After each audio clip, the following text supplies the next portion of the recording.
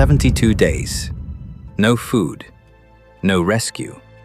And 16 people walked out of the Andes Mountains alive. The reason they survived is something most of us cannot bring ourselves to say out loud. This is not one story. This is several. Documented. Real. And each one forces you to ask yourself the same question. What is the absolute limit of what a human being will do to stay alive? Stay with me to the end, because one of these cases hides a detail so dark that even the survivors refused to speak about it for decades. October 13th, 1972. A Uruguayan Air Force plane lifts off from Montevideo carrying 45 people. A rugby team from Stella Maris College, their families, their friends. The destination is Santiago, Chile.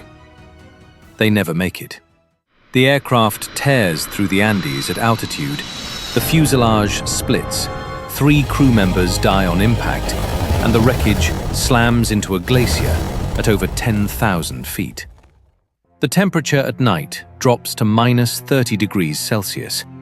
29 survive the crash. The mountain will take more. For the first several days, they wait. Rescue is coming, they tell themselves. The search parties will find us. But on day 11, a fellow survivor with a small transistor radio picks up a broadcast they will never forget. The search has been called off, officially. The authorities have declared them dead. They are not dead, but they are running out of time. The food on the plane runs out within days. Packets of peanuts, a few chocolate bars, shared between dozens of starving people in a frozen metal shell. Then, nothing. Around them, beneath the snow, wrapped in the cold, are the bodies of their teammates, their friends, some of them their family members. Roberto Canessa was 19 years old and a medical student. He was the first to say what everyone else was thinking. He framed it not as something gruesome, but as something logical. The flesh of the dead, he argued, was no longer the person. It was tissue. And that tissue could keep the living alive. The group debated for days. Some refused entirely, but slowly, driven by starvation so severe that their bodies were beginning to consume themselves, they made the decision. They cut carefully. They dried strips of meat in the Andean sun to reduce the psychological weight of what they were consuming. They made rules. They would not touch certain people. They would not speak about it more than necessary. One survivor, Ramon Sabella, described it 50 years later to a journalist. He said it was repugnant, that it was hard to put in your mouth, but they got used to it. That 3-word sentence, "they got used to it," might be the most haunting thing a human being has ever said. Then, on day 17, while the survivors huddled inside the wreckage, an avalanche roared down the mountain in the middle of the night and buried the fuselage in meters of snow. 8 more people died, suffocating in the dark. The survivors who were still breathing punched holes through the packed snow with their bare fists to let oxygen back in. They were now entombed. And the bodies around them, the new ones, were also there. After 72 days, 2 men, Nando Parado and Roberto Canessa, made the decision that would save everyone.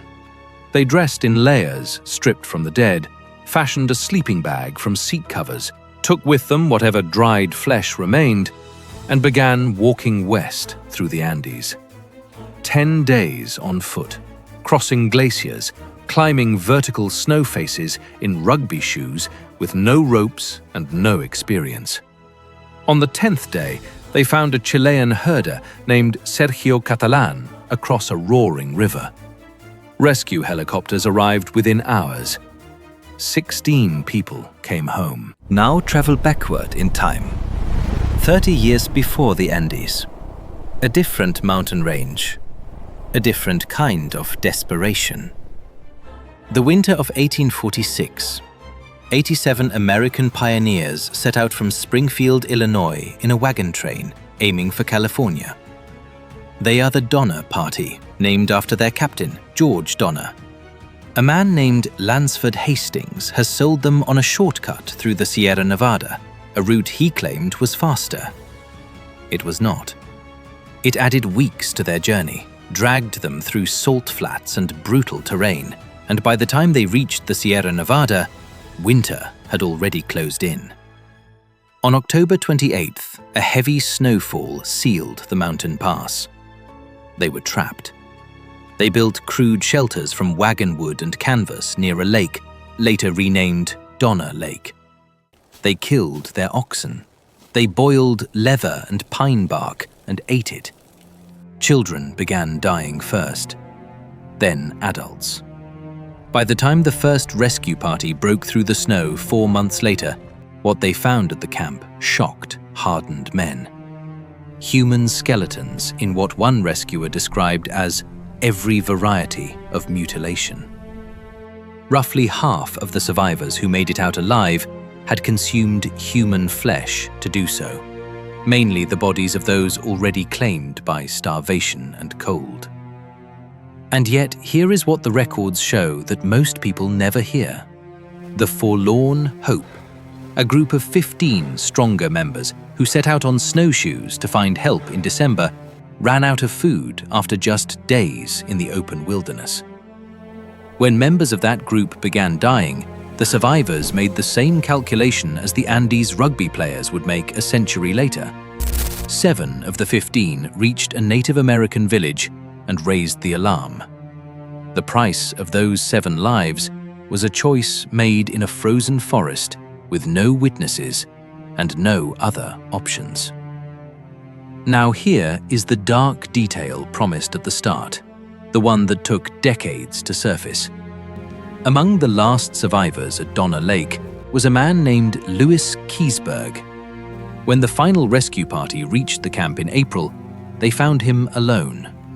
George Donner had died. Tamsen Donner, his wife, had stayed behind to care for him, and died too. When rescuers found Keseberg, they found evidence that Tamsen Donner's body had been consumed after death. Keseberg insisted until his dying day that she had already been dead when he found her. He was never convicted of anything. The truth died with the mountain.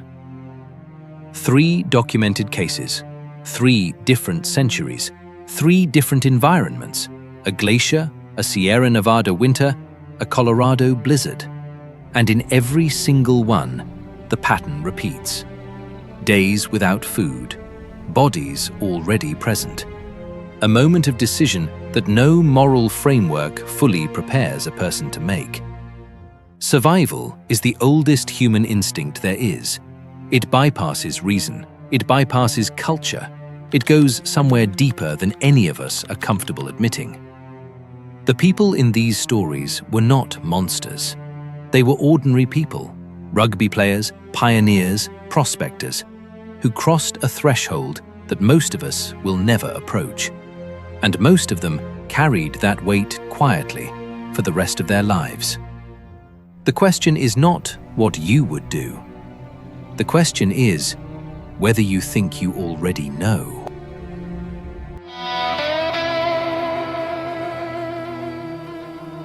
Almost gone.